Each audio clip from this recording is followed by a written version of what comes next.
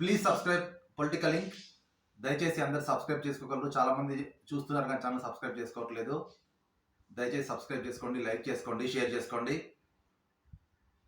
రాహుల్ గాంధీ మన తెలంగాణ నుంచి పోటీ చేస్తారని మనకు కొన్ని వార్తలు వస్తున్నాయి. ఇంతకుముందు కూడా సోనియా గాంధీ ఖమ్మం నుంచి కానీ లేకుంటే మెదక్ నుంచి కానీ పోటీ చేస్తారని కొన్ని వార్తలు వచ్చాయి. కానీ సోనియా గాంధీ ప్రత్యక్ష రాజకీయాల్లో కాకుండా రాజస్థాన్ నుంచి రాజ్యసభకు ఎన్నిక కావడం జరిగింది. మొదట మన రేవంత్ రెడ్డి, తర్వాత చాలా మంది ఖర్గే కూడా తెలంగాణ నుంచి సోనియా రాజ్యసభకు పంపిద్దాం అనుకున్న కొన్ని ఈక్వేషన్స్ కారణంగా ఆమెను రాజస్థాన్ నుంచి రాజ్యసభకు పంపడం జరిగింది.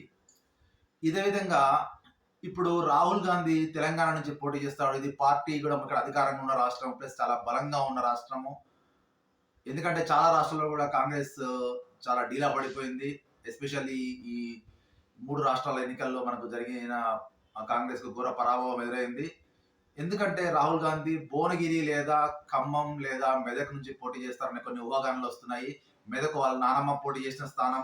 కాంగ్రెస్ చాలా బలంగా ఉంది. ఇంకొకటి ఏంటంటే తెలంగాణలో కూడా చాలా వరకు లోక్సభ స్థానాలు గెలుస్తాయని చాలా సర్వేలు చెప్తున్నాయి. ఈ అవకాశాన్ని అందిపుచ్చుకోవడానికి కాంగ్రెస్ రాహుల్ గాంధీని ఇక్కడ నుంచి పోటీ చేపిస్తే వాళ్ళకు మంచి లోక్సభ స్థానాలు వస్తాయని వాళ్ళకు ఒక అంచనా. ఎందుకంటే కర్ణాటక కూడా కొంచెం కాంగ్రెస్ పైన వ్యతిరేకత ఎక్కువైంది, పథకాలు సరిగా అమలు కాకపోవడం వల్ల. అంటే అమేధి నుంచి కూడా రాహుల్ పోటీ చేస్తారు, మరి తెలంగాణలో నుంచి కూడా పోటీ చేస్తారు, మరి రాయబరేలీ నుంచి మాత్రం ప్రియాంక గాంధీ పోటీ చేస్తారని ఒక ప్రచారం ఊపందుకుంది. ఇంకొక విషయం ఏంటంటే రాహుల్ గాంధీ పార్లమెంట్ స్థానమైన వయనాడ్ నుంచి కూడా ఆ స్థానంలో సిపిఐ కానీ లేకుంటే కేరళ ముస్లిం లీగ్ కానీ అప్పగిస్తారన్న ఒక ప్రచారం జరుగుతుంది. నిజంగా కూడా రాహుల్ గాంధీ ఇక్కడ నుంచి పోటీ చేసినట్టయితే తెలంగాణలో వాళ్ళకు మెజారిటీ లోక్సభ స్థానాలు గెలుచుకునే అవకాశం ఉంది.